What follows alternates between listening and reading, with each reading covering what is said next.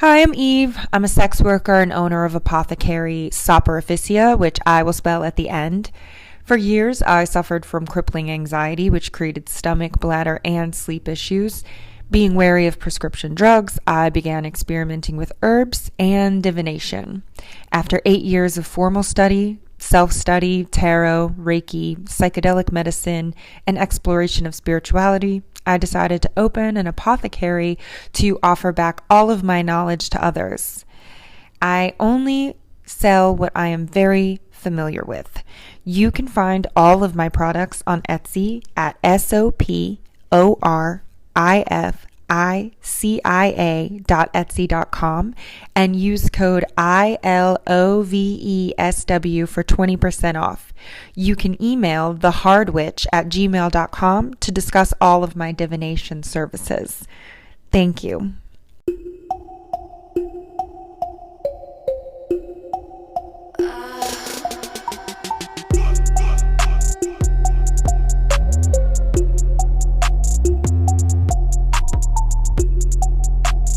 Hey everyone, welcome back to another episode of Stripped by Sia, your podcast for strippers, sex workers, and all the fancy naked people in between. I'm your host, Steph Sia, aka Kimchi on stage. Good luck, guys. You can actually, good luck. Good news is what I meant. Sorry, I'm like post-flu brain right now. You can catch me on stage this month. In a couple weeks, actually, I'll be dancing at the end of the month at Whiskey Richards in Chilliwack, which is, if you're not from the Lower Mainland in Vancouver, you will not know what that is. But in case you happen to find yourself in that neighborhood, I will be dancing there on the 28th, as well as I think March 2nd. So please come out, support your girl. It's been quite a few months off of dancing, but I'm excited to get back. In addition to that, I'm also an OnlyFans creator, like digital sex worker. I'm also a cam model and stream maid as well. And I also was a sugar baby for many, many years, which was my start in the industry. If you are brand new here, you will know, or maybe you won't know, I will tell you what the show is about.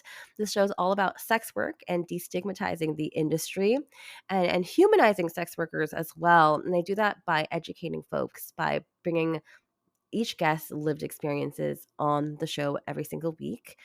This week is no different. We will be talking about sex work and disability. I acknowledge it's been a while since we've talked about that. The last episode was with Go Ask Alex, so it's been a long time, maybe a season or two.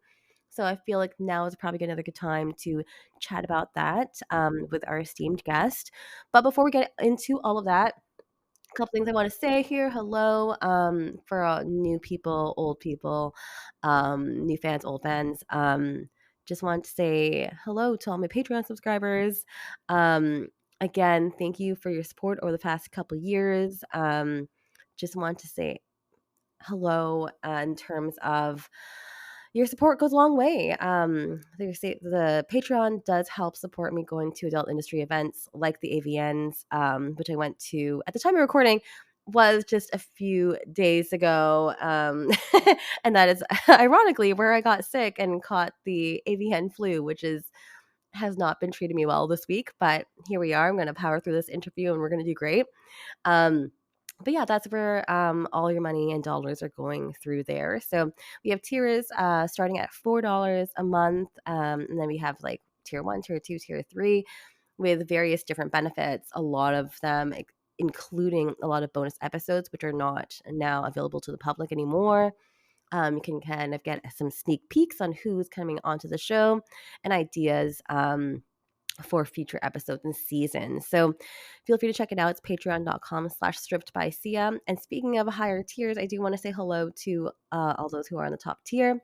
We got Snoo from Germany. Got Justin Erickson from Washington.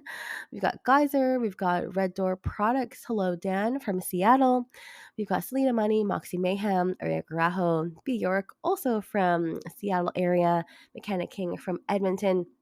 Again, thank you so much for supporting. It truly does mean a lot to me, and your contribution does go a long way. So thank you, thank you, thank you. Also, if you have been a long-time listener of the show and you haven't liked, rated, or reviewed the show, now is probably a good time. You have the opportunity to do that on Spotify and or Apple as well. I do read all the lovely reviews that you guys say, whether they're good or bad, but I would love for you to do that. That really helps more folks access and find the show. So if you haven't done that yet, now is a good time. So please like, rate, and share the show. Share it with your folks, share it with your networks. That would mean so much to me. Thank you so much. Trying to get this down as as short as we can, which I have done that under 4 minutes now. As I mentioned, this week is all about sex work and disability, and why this might be a feasible choice for those who might have disabilities. And today, who will be speaking with me and joining me on the show is Clover, who is a New York City based full service sex worker, also a filmmaker and world traveler, and also suffers from disabilities as well. So I'm very excited to bring Clover onto the show to share her story and chat about all the things with me today. And hopefully you will learn a thing or two. She's patiently waiting. Clover, are you there? I am. Hello, Sia. Hello, it's so nice to finally meet you, and I'm so excited to chat with you today over the next hour. I also would love, I have done a really brief kind of research slash stalking you online in terms of like what I think I might know about you, but I always like to flip the mic back to my guests. I would like to flip the mic back to you, and if you'd like to give yourself your own introduction, say anything that I might have missed, feel free to go right ahead. Okay. Hi, I'm Clover. I've been in the industry for over 10 years now. Yes, full service. Also do production for different types of videos. Um, and I also like to read and play video games. Hells yes, and as a lot of us do, which is awesome. And yes, we will be talking about you today. Like this episode is about you. The audience is usually very curious about how does one get started in sex work, or what was your story? If you feel okay going into that story, maybe it's a good time for us to chat about that. Sure. I like to refer to it as my origin story, also being a comic book nerd. My origin story so this is the second time I've lived in New York City. I just moved back in October after being gone for 9 years. And yeah, the first time I lived in New York City is when I started. I moved here with a guy who I was seeing for a long time, and that relationship didn't work out. And the job I was at wasn't working out for me. So I left both of them and was trying to make my way in life being a nanny. Oh, and what? Yeah, I'm really good with children, but they decided to tell me last minute they didn't need me anymore. They had family coming. Oh. So I had a week to make my rent, and I was like, well, fuck, I need to make my rent. So I went on Craigslist. I found an ad for a massage parlor, and I I had been in like the sex party world for maybe 6 months, so I was just like, fuck it, like I can do that. So I went to the interview, and I'll never forget, the woman looked at me and she said, "Oh, you could be a high-end escort." And at the moment I was just like, I don't know what that means. Do I have the job? um, I had the job. But so I worked at a massage parlor for maybe about 6 months. Um, and for those of you who don't know, a massage parlor in our industry means a rub and tug. So, so that was my very beginnings. And then about 6 months in, I met a woman at an open mic sex night, and she told a story about fisting, and I was super interested in that, so I introduced myself to her, and we got to talking, and she was a full service sex worker. So she took Ah. me under her wing and was like, why don't you quit and just travel with me? So I did. Oh my And gosh. yeah, and unfortunately that relationship didn't last for very long, for a lot of reasons, but I am super grateful for her because she had been in the industry for 10 years at that point, and she did give me a lot of knowledge that would have been difficult or painful to otherwise obtain. So lots of gratitude to her for that. Um, yeah, so I started independent about a year after I started sex work.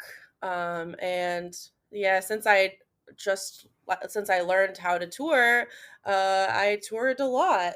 And that kind of led me to activating my disability. Mm-hmm.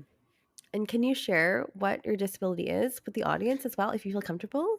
Yes, I have fibromyalgia. I was diagnosed in 2018, but I've definitely had it for a lot longer than that. Fibromyalgia is very strange disability because it encompasses a lot of things, and doctors don't really know like what's the cause, where it comes from. It could possibly be genetic, and for my case, I think it is genetic. 'Cause other family members of mine have it.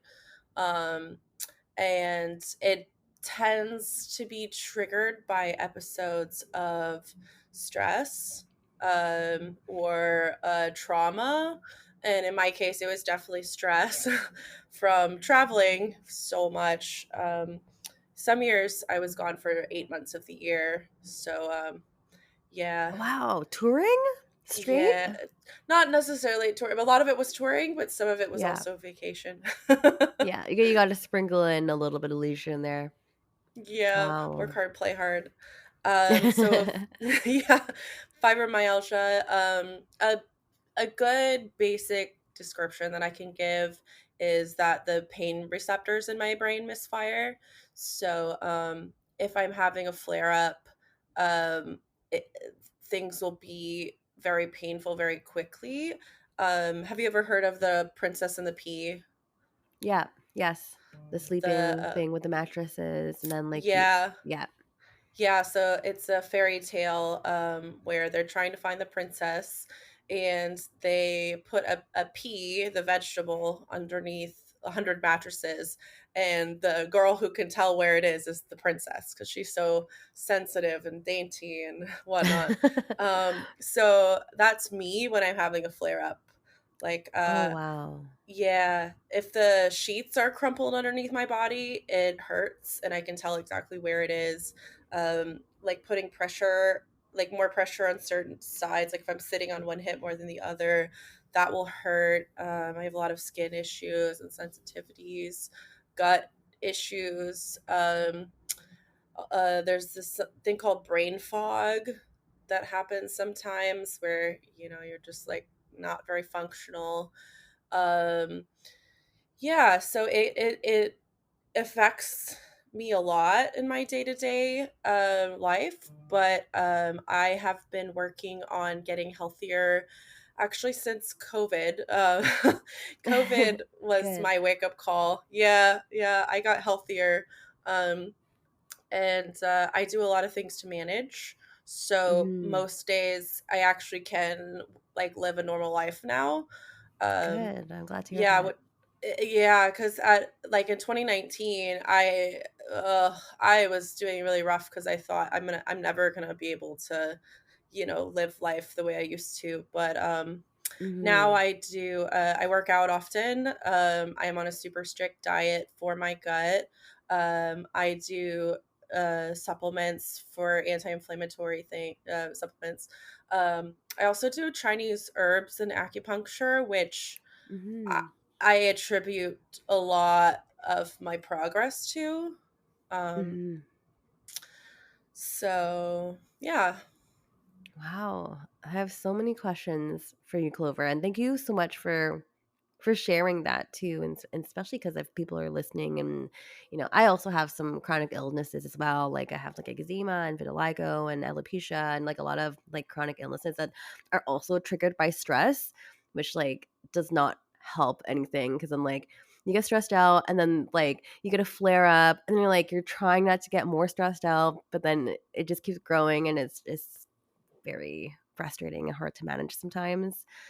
So I understand to a small extent, not to the same extent as you, especially when there's like so much physical pain and sensitivity to that. I cannot imagine that. But um we are going to go into details about some things as well. I am going to rewind back a little bit too, because I also have some questions and comments as well for yourself in terms of your entry and also your disability. So I guess from the timeline, when you were working or when you started in the industry, did you already have fibromyalgia as well, or like something that you're keeping Um, at bay, or I've definitely had issues my whole life with like skin sensitivity, um, and gut issues. I think I've had it for like my whole life, but it didn't really get bad until 2000 like 17. mm. And can you like elaborate and like what do you mean by like getting bad? Like was there some incident that happened to you or something that like came to a head at that point during 2017? If you feel comfortable sharing, or Well, really 2018 is when it was like really really bad. And it wasn't anything particular that happened. It's just I forgot to mention one of the things also that happens to me with fibromyalgia when I'm having a flare up is I feel like I'm getting the flu. Like it's that no. overall crummy, warm, gunky sense of feeling. Um so that on a day-to-day basis is hard to deal with when you're trying to live a normal life. You're trying to like go out and do things, but you have no energy, you feel like shit. So in 2018, I had planned like a 4-month tour, and I remember that tour started and I was just like, what have I done? Why am I doing this to myself? I hate this. No. Yeah, Oh. and I kind of had a bit of a breakdown. Funny enough, I went to see a woman who did Reiki and I never had it done before. And it went really, Mm, really well for me. And this was maybe like 3 weeks into the tour. And it gave me like a whole new mindset. And I was like, I can do this, I can get through this, but I'm not gonna do something like this again. right. Um, so it was just a really big struggle every day, like getting out of bed and doing all the things I need to do, traveling. Um, and I remember I remember in like early 2019 after I'd been diagnosed, and I was like scaling back my life. I would just cry sometimes because I was so used to being very productive and very active, and having to like realized that if I wanted to feel better, I couldn't do these things anymore. I needed to slow down and like take the time to care for myself. That was really difficult as someone with ADD who usually bounces Mhm. off the walls. So I had to learn to Yes. physically step back. Wow, that's really challenging and like it can be a very drastic lifestyle change because it sounds like yeah, you've been in the industry for over 10 years and you started off like in the industry from what it sounds like just touring um because like I don't know, maybe I'm just making an assumption but like you start off touring because like that's potentially what your mentor was doing and that's like kind of your start. So that might have been, and correct me if I'm wrong, like that might have been like the only way you might have known and stuff too. So trying to yeah, trying to change your life and slow down is actually really hard to do, especially when it's like the go go go and the hustle culture is kind of ingrained in you, if you know what I mean. So when this was happening, because you were pretty early on in your tour, you mentioned, did you have to cancel your tour, cancel any bookings, or and and also just talking about that topic, when is the moment where you feel like, okay, I actually can't go on any further, and I actually have to stop and say no to these bookings? Talk to us I about didn't that. cancel the whole tour. I did power through it. I'm what's known as a tank, which is probably what got me in this position. Oh my gosh. So I'm really good at powering through a lot of things.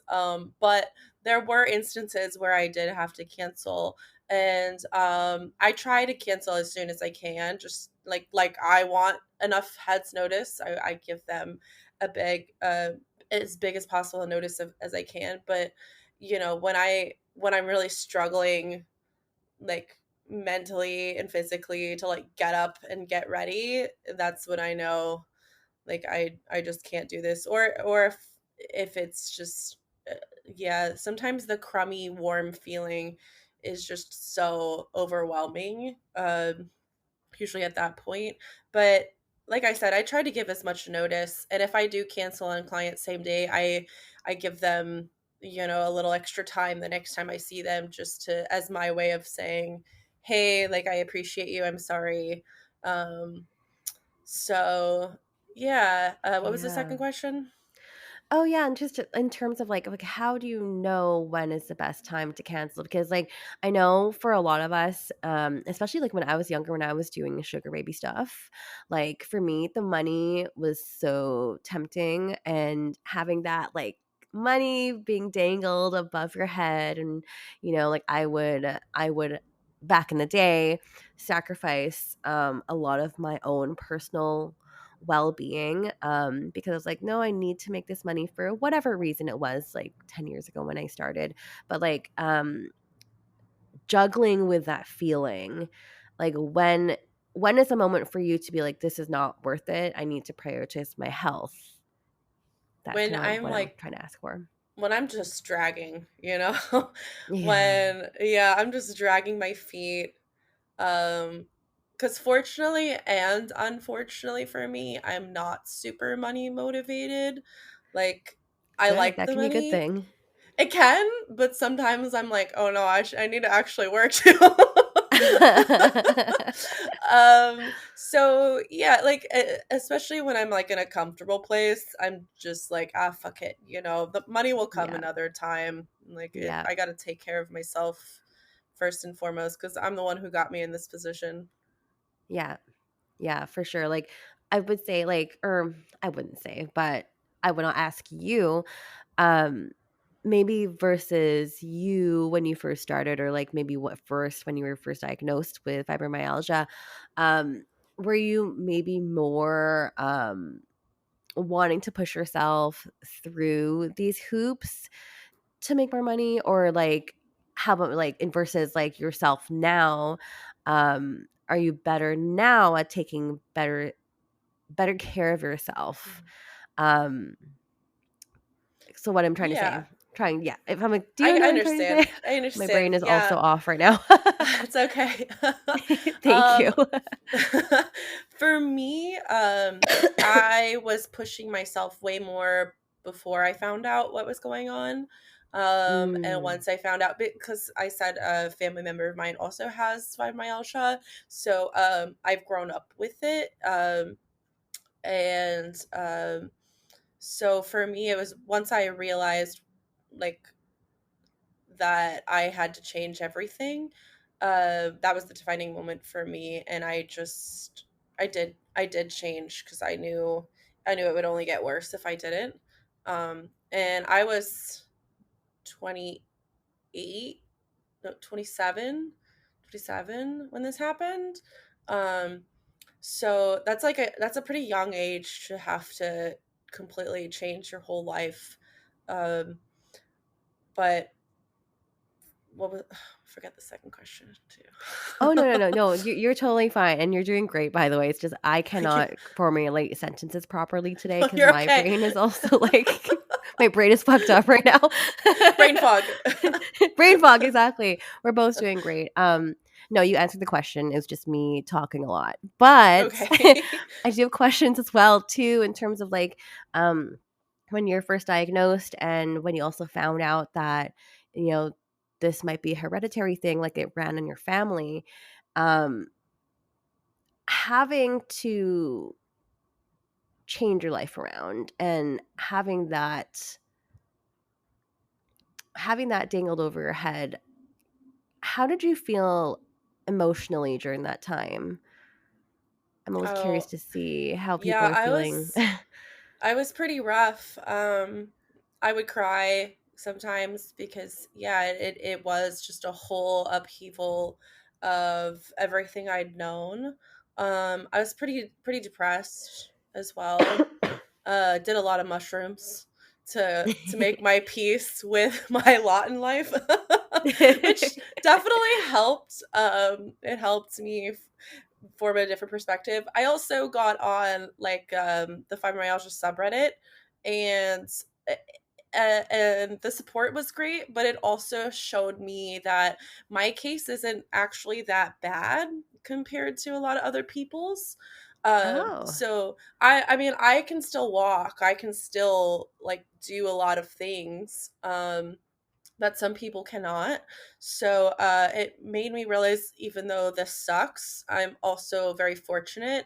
And if I start taking care of this now, I won't be in as bad of a position as like my family member or like other people. So it was, it definitely showed me that like hope wasn't lost. right. Yeah. And I guess that's definitely like one good thing about Reddit, because Reddit can be a freaking crazy place sometimes. Yeah, I love Reddit, but it's also a total nightmare.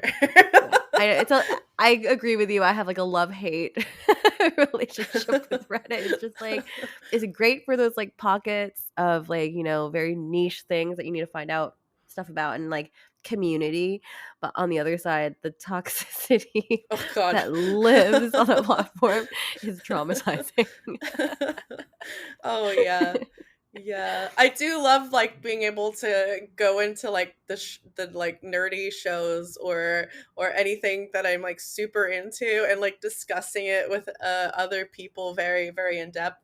But yeah, then you make a post on 2X and you just get all this hate mail from like incels. So Very accurate. yeah. I'm going back to you, Clover. So, luckily, sex work does provide a lot of flexibility um, in terms of work, especially for those who are disabled. Are you able to kind of elaborate on that and why this might be like such a great career choice for yourself?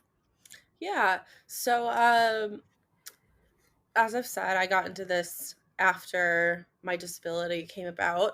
And like first and foremost, as someone with ADD who's on the autism spectrum, it's a great job for me just for that because I don't really live well on a normal schedule. I kind of all over the place, and it enabled me to be like that. But also, as someone who's worked in the service industry a long time before I became a sex worker, it was very freeing to have the autonomy to tell a shitty customer to go fuck themselves. Yes, And correct. yeah, and be like, well, I don't have to work with you, so bye. No. Um, but as I later got the disability, sex work has been really great for me by just being so flexible. Um, like a lot of my clients know and understand about my disability, and like I said, I try really hard to be as like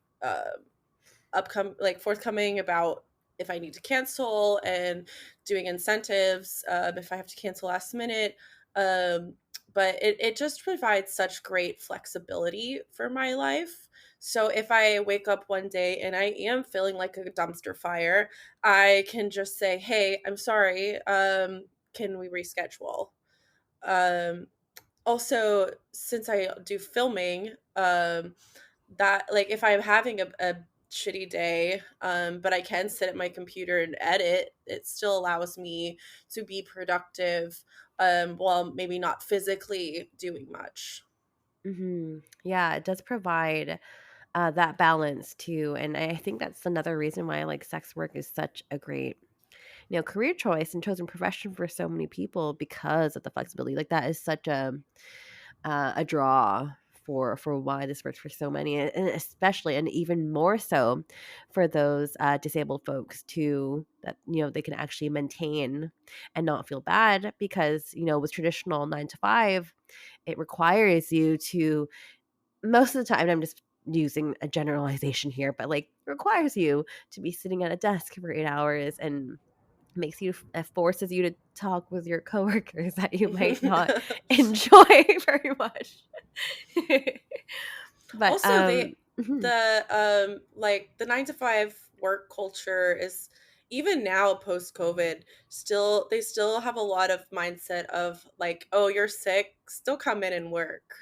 Yes, which I freaking hate. Like, it's so toxic. Like, they still, I remember, like, and I haven't been in the corporate world for maybe about 5 years now. But yeah, it would be almost like looked down upon, if you're using a mental health day, or people like, "Oh my god, why are you sick? What are you sick with?" And people asking invasive questions like that, or even like when you chose to like work at home, like, "Are you really working?" And that kind of questioning is just so gross to me. Not great. Yeah. Yeah, going back to, dealing with your disability and incorporating that, and being open about that with clients. Can you talk to us about, like, how to navigate that conversation? Because I know that must be tough for so many people, especially when you're first starting out and still trying to feel things out and not offend anybody, but also, like, still wanting to retain your customer base and stuff too. But how do you personally navigate those conversations? Um, I I have the I don't give a fuck mindset so much. Perfect. So so yeah. So if people like, I talk about it pretty freely on my website. I've actually done 2 other podcast interviews about this issue. It's been a few years, but I feel like it's probably on my website too. So I'm pretty open about having a disability.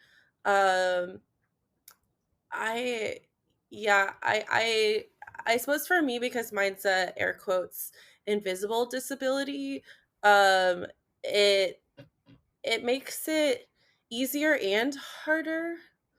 Um, like easier in the way that I'm not like stigmatized based on my look, but also harder because I don't look sick. Right. um, Right. so yeah, did Yeah, that I wanna answer? talk to you about that as well too, because yeah, there can be a lot of stigma, within people that suffer from invisible disabilities, because as you mentioned, you quote unquote, "You don't look sick," right? To folks, and people don't know what you're going through internally. So having to try to explain yourself like that can be so exasperating. How do you deal with situations like that besides not giving a fuck? But Usually I don't give a fuck. But yeah, I've gotten on the train before and having a flare up. I have 3 suitcases with me. I don't want to lug it upstairs on the train. And I come by that, like, the instructor comes, or constructor comes by, and they're like, "Oh, you need to move." And I'm like, "Well, no, I actually have a disability, and also I have all this luggage. Like, can I please just sit here?" And they'll just give me a look like, "Oh, okay, it's really about the luggage." I've never had anyone actually challenge me, but I can still see it, like they don't believe me, which I don't care. Like, it's fine, but it's also like it's like, do I need to wear a big sign that says, "Hey, I'm disabled"? Like, you can't see it, but I'm always in pain. And you know, so that can be kind of challenging. As for people like in my personal life, everyone knows, because I do talk about it a lot. I do try to share, if I'm having a rough time, because of that. Like, people can't see that I am suffering. So like my friends want to know so they can accommodate me, or even just like give me a hug, to try to help me, make me feel better in the moment. Yeah, and it's so great to be in a position where you can openly communicate that, and being comfortable enough to do that, because I know there's with disability, there's a lot of stigma that can come with that. And being a disabled sex worker is just like another layer upon another layer upon another layer, which can make times challenging and difficult and uncomfortable. So it's really great to hear that you have a good support network around you, Clover. Um, I just want to make one comment. sure. I think the reason why I'm so open with it is like I grew up with more than one disabled person in my family, with differing disabilities. Like some of them very severe. So in my family, it was just normal to talk about, how they were feeling, or in the case of the severe ones, like what they need, or even like explaining it to outsiders, because his disability was quite severe. So for me, it's just, it was normalized before I knew I even had a disability. Right, right. That does make a lot of sense for sure. And talking about like with your clients, and I think it is written on your website too, if I can recall correctly. Um, does that maybe attract clients that are disabled as well too, because you've already openly stated that? So I guess therefore clients would actually feel a bit more comfortable with you versus someone who isn't disabled. This is just a theory that I have in my Yes. mind. Yes. Okay, Yes. great. Yeah, let's talk about that. Talking with other sex workers, it does seem like I have a lot more clients with disabilities. Um, because I am very open about it on my website. I do cater to those with disabilities. I actually offer a discount as well. Even though like some disabilities are more physically demanding for me than others. Um, I offer the discount for several reasons. One of them is a lot of people with disabilities are limited in their income by the government. So the government tells them you can only have X amount of money in your bank, and if you have more than that, we'll take away your government assistance, which is super fucked Oh, up. really? Yeah, That is so fucked up. yeah, it's very fucked up. I had Um, no s- idea. Yes. So actually, I do allow payments in installments for that reason. Because for some people, it's just better to send me a bit of money at a time to keep their bank account under that amount. I so the discount is actually based on as a time discount, not a money discount. So people with disabilities also tend to need just a bit of extra time, and um, I have a lot of clients with disabilities, and like most of them are super wonderful, awesome people. Um, because like the struggle that we have to go through, it either makes or breaks you. Right. Yeah, definitely.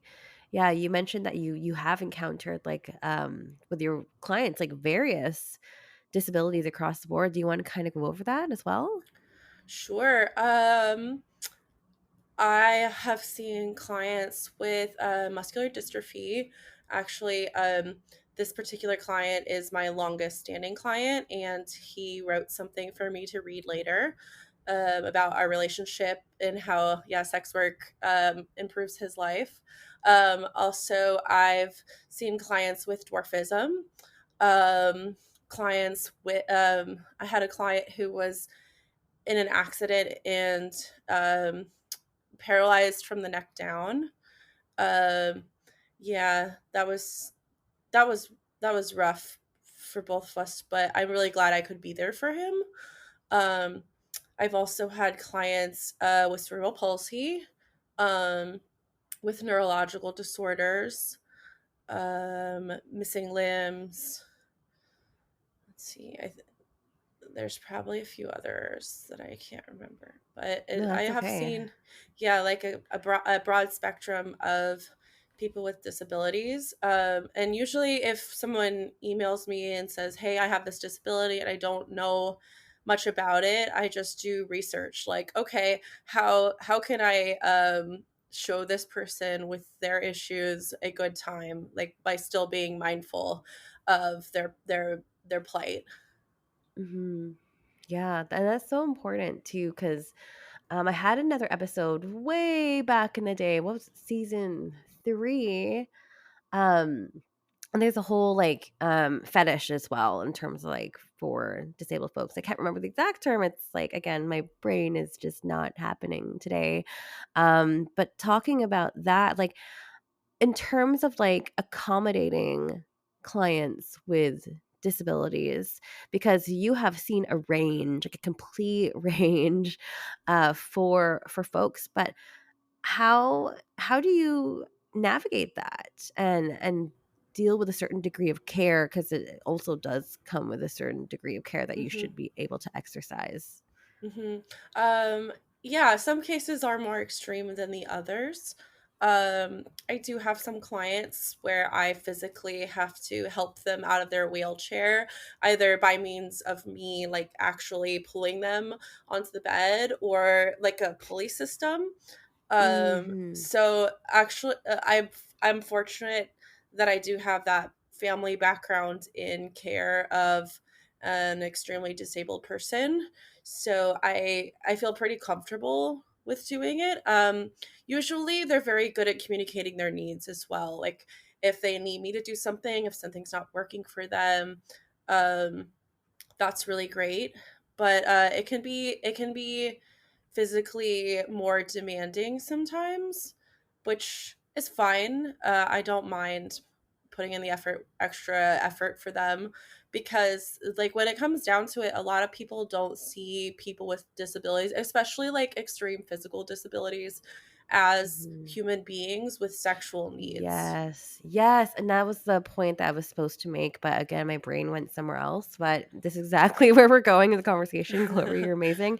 But yes, this is a really great point to make. Is yeah, disabled folk are not seen as sexual beings, or I know in the conversation that we had before with the other podcast that I did was that they are almost denied any kind of like a sexual gratification. Can we talk about that for a little bit if we have time? Yeah, I have plenty of time. Yay. Yeah, let's chat about that, like in terms of like, folks not being seen as sexual. Like how do you deal and how are you able to accommodate these clients? Well, I treat them just as any other client in the way that, like when I first meet someone, I like to get to know them a little bit, and then I like to have a talk with them. Like, okay, what do you like? What do you not like? What do you absolutely hate? Like, what should I completely avoid doing? What should I do? Is there anything you want to do? And then I just go from there. Sometimes there are physical limits, so sometimes like I'll help them along. Like, what man doesn't want to grab your ass while you're riding him? So sometimes I'll take their hands, and like physically put them on me so they can still experience like a meaningful sexual encounter. Hmm. Definitely. Do you think there's like a big difference with your clients that are non-disabled versus the ones that are disabled? um in what terms? In any term. The question is Well, open. yes, Yeah, because major differences. yeah, because the people with disabilities, I have to make more accommodations for, be more mindful sometimes of their body in space or how it's positioned, because some of my clients can't even move themselves. So like I am just making sure that they are comfortable at all times, and like with with normal clients, like I am still providing that, but I'm not as focused on it because they, have freedom of movement, ease of access to do things. So yeah, it's a lot more being cognizant of the person with the disability and like how they relate to space and how I relate to them in space. No, that makes sense for sure. Um, in your experience, for those, like, there's a lot of obviously folks that are disabled and have disabilities, but there's also like a lot of providers that won't see them for various reasons. Maybe it's because they don't know how to accommodate and deal and care for the clients. Some of them just simply won't do that, and that's their boundary. What are your thoughts on that? Like, do you think some of that can be discriminatory in a way, or Certainly, but also at the same time, like it's better for the client to not see someone who's doesn't feel like they're capable of being able to provide a good experience for them. Um, because unfortunately not everyone is equipped mentally or physically to deal with the extra needs that a disabled client might have. So like I mean, I would say if you're in that boat and you want to better yourself and learn more, just do research on I literally will Google like how to have sex with a person who has this, like what are the best positions for them, what not to do with them in sex. So it's just about knowledge. It's just about like learning what will make them the most comfortable and happiest. totally? I mean, does that ever make you nervous in terms of like handling with care when you're unfamiliar with the disability that a client might have? Or is that something that you might communicate to the client as well? Or how do you go about that? I'm at this stage. I'm not really nervous anymore. Like I said, my longest standing client is someone with disability. He has muscular dystrophy. He's been in a wheelchair for a very long time. He's very good at communicating exactly what he needs me to do at what time. Um, so at this stage in my journey, I'm very comfortable with dealing with whatever I might need to deal with for them. Hmm.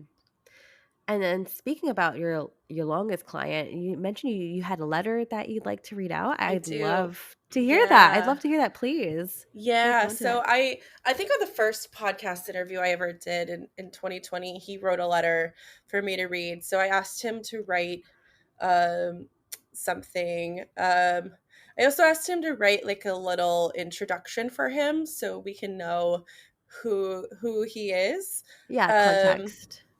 yeah. So he writes he's been seeing sex workers for about 20 years. He's a middle-aged man with a progressive neurological disability, with which leaves him unable to walk or stand and causes him to use a wheelchair for mobility. He has muscle weakness throughout his body, but full feeling and sensation. He has built a long and productive career as an executive and lives independently with the support of caregivers. He first reflected on his relationship with me as a client and a friend on another podcast about 3 years ago. Um, and I read the letter from him, during which he shared the impact that our sessions together have had on his understanding of his own holistic, sexual, and above all, empowered and fully actualized sense of self. Yeah, he's a great writer. I love um, that. That's so so, great to hear. yeah, he's wonderful. So he says, "Thank you for asking me to check in and reflect upon the arc of my relation or our relationship. Our relationship has been a truly remarkable one, lasting for 9 years and counting. I think we both agree that 9 years represents the longest client sex worker relationship that either of us ever had. Yep." um, Over these 9 years, I think we'd both say that our relationship has consistently deepened in both the meaning and intimacy of our connection. For me, it remains one of the most significant, most deeply meaningful one in my life, most noticeably because Clover continues to help me discover aspects of myself my sensuality, my identity that I couldn't have learned apart from her. I'm actually just reading this for the first time. I didn't read it Oh, before. oh my God, this is so sweet. Like, I feel like I'm getting It's so sweet. teary. It's so sweet.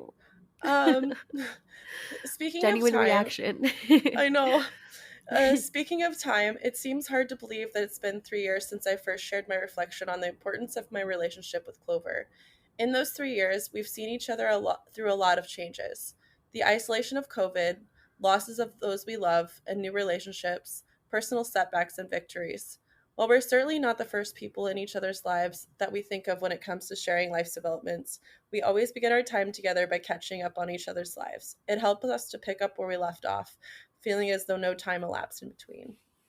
As someone with a progressive illness, physically, it's been a challenging 3 years for me. They've brought changes to my health and physical abilities that have impacted all aspects of my life, including my sexual functionality. While these changes have generally been practically difficult to manage and somewhat demoralizing, my sexual relationship with Clover has been a notable and joyful exception. Over the course of our time together, we've been very attuned and responsive to each other's bodies. Clover, in particular, is a very intuitive lover and is like a sexual divining rod. I love Well, it. I love it. That's Uh, amazing. while I'm sure she noticed the changes in my body and my physical abilities over the past 3 years, she has never said anything. She's never had to. She simply made adjustments without any prompting, imperceptibly repositioning herself here, subtly manipulating my body there, all in the spirit of meeting me where I am in terms of my sexual abilities. Quite frankly, I find her willingness and eagerness to make these unspoken, subtle, unsolicited, intuitive adjustments in and of itself very erotic. Among the physical changes I've experienced are changes in my circulation that have impacted my ability to sustain an erection without the assistance of desensitizing wipes. I only had to mention this to her once. Now, as a matter of course, completely unspoken, the wipes sit at our bedside, and at critical moments, without prompting or hesitating, Clover intuitively applies the wipes, empowering us to have the most mind-blowing climatic experiences I've ever encountered. While neither of us know where the next 3 years will take us, I've come to have great confidence and trust that we'll continue to grow and evolve together in our professional relationship and our friendship. At a time where everything seems to be changing, this understanding is a great source of comfort and peace. Oh my gosh. That is so sweet. And that is so lovely. I feel like I'm super teary. I don't know about you. Yeah, you can't see it under the sparkles, but That was a beautiful letter. And it's so rare sometimes that we, especially on the podcast, like we don't often get to hear from the client perspective. Like I have brought clients on, but like it's so nice to hear how much of an impact that sex workers can make in like clients' lives. It truly can make a difference.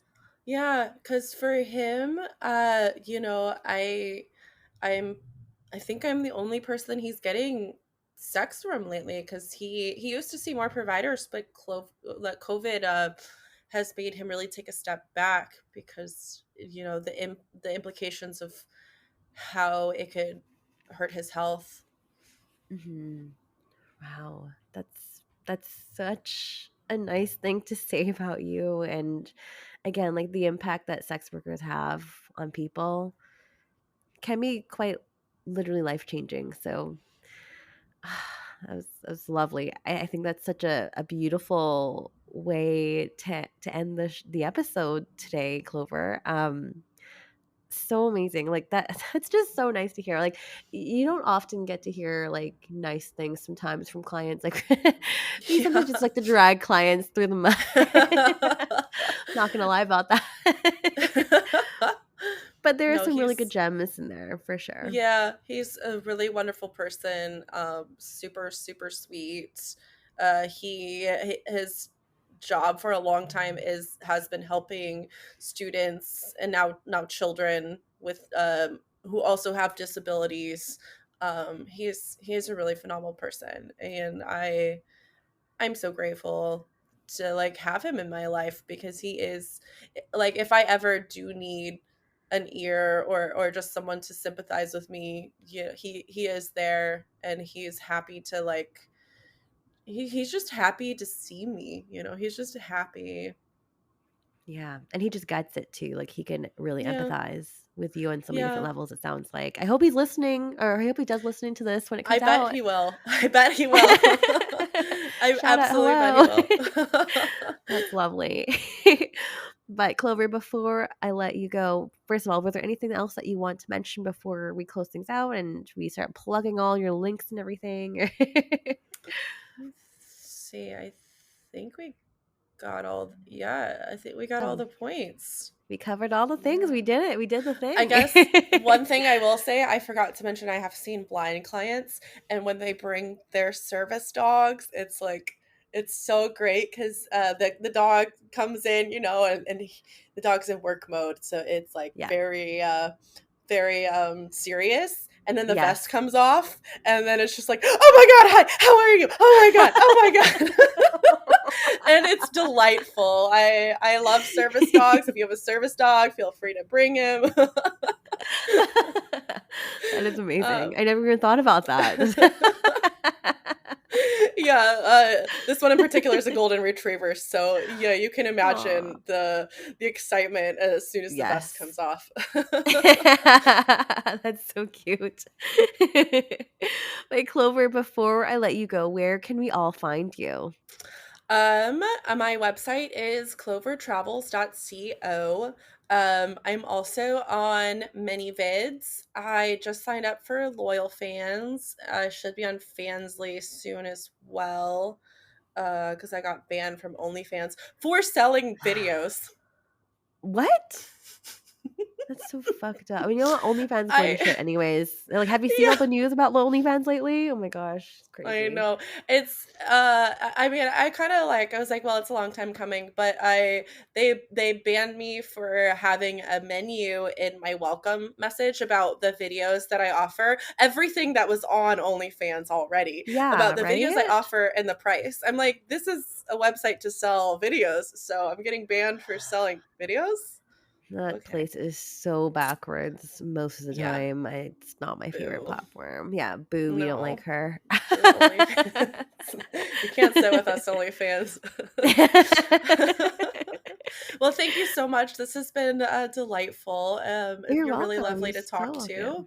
Oh, thank you. One more question, I like your questions. too. Thank you. Are you also going on tour anywhere after mid-February as well that you also want to mention?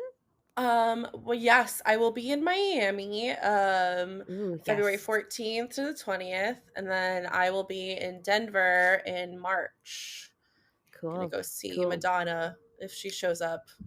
Oh, I know. My brother, I'm in Vancouver. Her show is rescheduled for this month on the 21st, I think. Because yes, hopefully she'll show up. We'll see. Fingers crossed.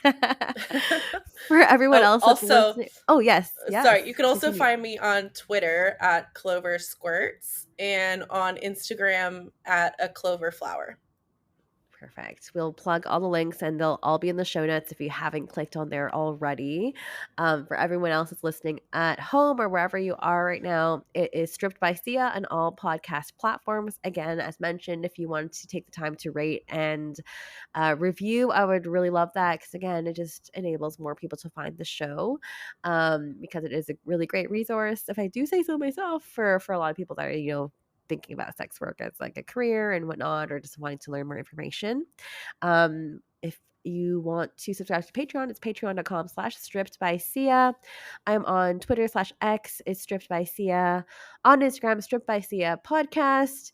And if you would like to pitch yourself to be on the show, you can go to my website, it's strippedbysia.com. And you get to fill in the little contact form there with your pitch. I would love to hear from y'all because we're starting season 7 soon. But yeah, other than that, it's new episodes every single Sunday, dropping at midnight Pacific Standard Time. And I'll bring another fabulous guest on for you all next Sunday. Thank you so much for joining me today, Clover. It was really great to chat with you today. Thank you so much for sharing your story. Thank you for having me. Thank you.